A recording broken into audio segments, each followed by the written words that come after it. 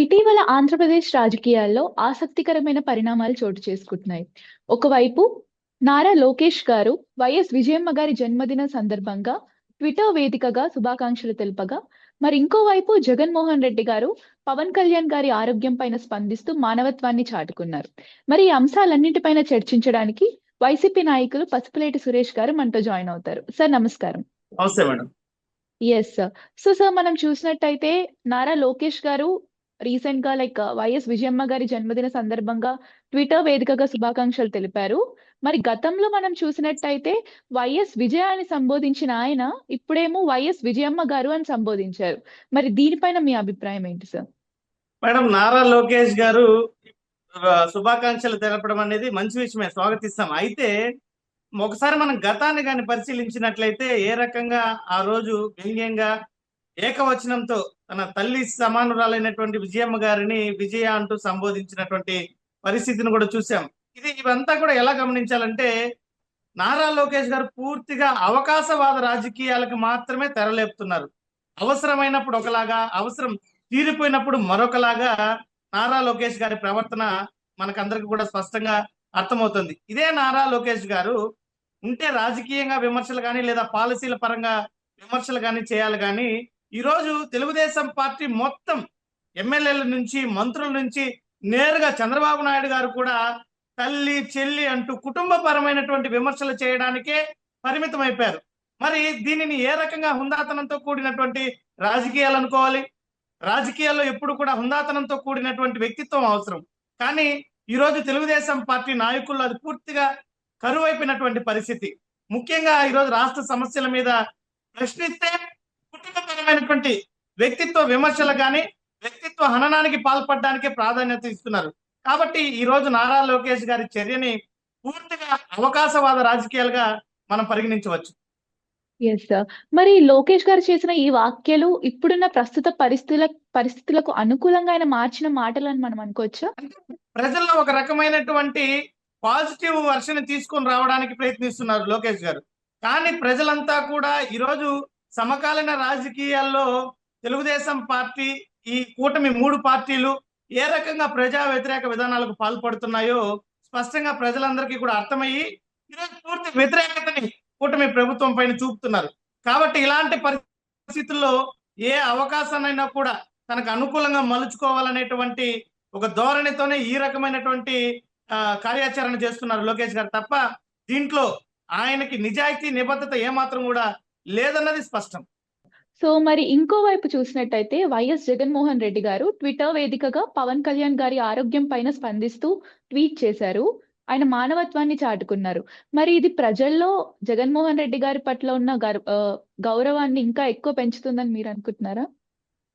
ముమ్మాటికి మేడం, జగన్మోహన్ రెడ్డి గారు రాజకీయాల్లోకి వచ్చినప్పటి నుంచి ఇప్పటి వరకు కూడా ఎవరిని, ఏ రాజకీయ నాయకుడిని కూడా వ్యక్తిత్వంగా విమర్శించడం కానీ వ్యక్తిపరంగా శత్రుత్వాన్ని పెట్టుకోవడం కానీ ఎప్పుడు చేయలేనటువంటి పరిస్థితి.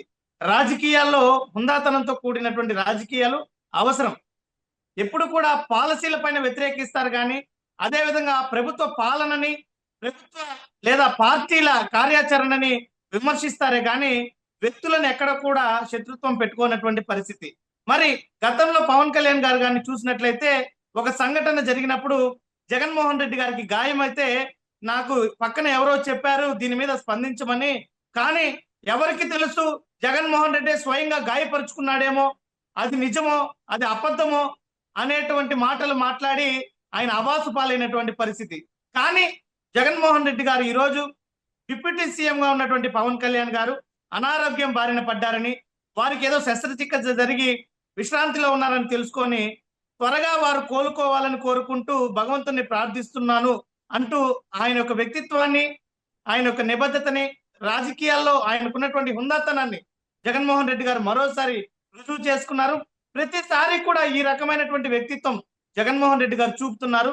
అందుకే ఇప్పటికీ కూడా ఎన్నికల్లో ఓటమి పాలైనప్పటికీ కూడా 40% మంది ప్రజలు ఈరోజు జగన్మోహన్ రెడ్డి గారిని ఆదరిస్తున్నారంటే ఇది కేవలం జగన్మోహన్ రెడ్డి గారి వ్యక్తిత్వం పట్ల, ఆయన నాయకత్వం పట్ల, జగన్మోహన్ రెడ్డి గారి నిజాయితీ పట్ల ప్రజలకు ఉన్నటువంటి విశ్వాసం. Yes sir. సో మరి ఇంకా మనం చివరిగా చూసినట్టయితే టీడీపీ రూరల్ ఎమ్మెల్యే బుచ్చం చౌదరి గారు చేసిన వ్యాఖ్యలు వాటిపైన మీ అభిప్రాయం ఏంటి సార్? మరి అంతటి సీనియర్ వ్యక్తి అలాంటి వ్యాఖ్యలు చేయడం అసలు సరైందేనా? అంటే బుచ్చయ్య చౌదరి గారు రాజకీయాల్లో చాలా కాలంగా దశాబ్దాలుగా ఉన్నారు. ఆయన అత్యంత అనుభవశాలి రాజకీయాల్లో. ఏ పార్టీలో ఉన్నా కూడా అనుభవాన్ని, వయసుని గౌరవించాల్సినటువంటి పరిస్థితి. ఎందుకంటే రాజకీయాల్లో ఉన్నటువంటి వాళ్ళు అంతిమంగా చేసేది ప్రజాసేవ. ఆ రకంగా బుచ్చయ్య చౌదరి గారు ఇన్ని దశాబ్దాలుగా రాజకీయాల్లో ఉండి ప్రతిపక్ష పార్టీలని ఈరోజు అధికారంలో మేము ఉన్నాం కదా, మేము అనుకుంటే మీ తలలు ఇప్పుడే నరుకుతామనేటువంటి మాటలు ఎంత దారుణం అంటే ఇది ఆయన వయసుకి, ఆయన అనుభవానికి సరిపోదు.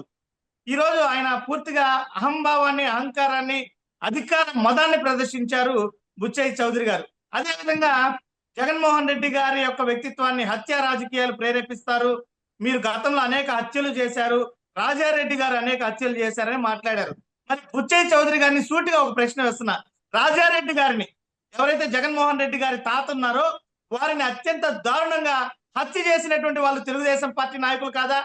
వారికి అత్యంత ఉన్నతమైనటువంటి పదవులు కల్పించింది తెలుగుదేశం పార్టీ కాదా? ఈ రకంగా హత్య రాజకీయాలు చేసింది ఎవరు? మరి గతంలో కాపుల ఆశాజ్యోతి, ఆశా కిరణమైనటువంటి వంగవీటి గారిని చంపింది ఎవరు? తెలుగుదేశం పార్టీ కాదా? ఆనాడు అధికారంలో ఉన్నది తెలుగుదేశం పార్టీ కాదా? ఈ రకంగా అత్యంత దారుణమైనటువంటి హత్య రాజకీయాలు చేసేది తెలుగుదేశం పార్టీ.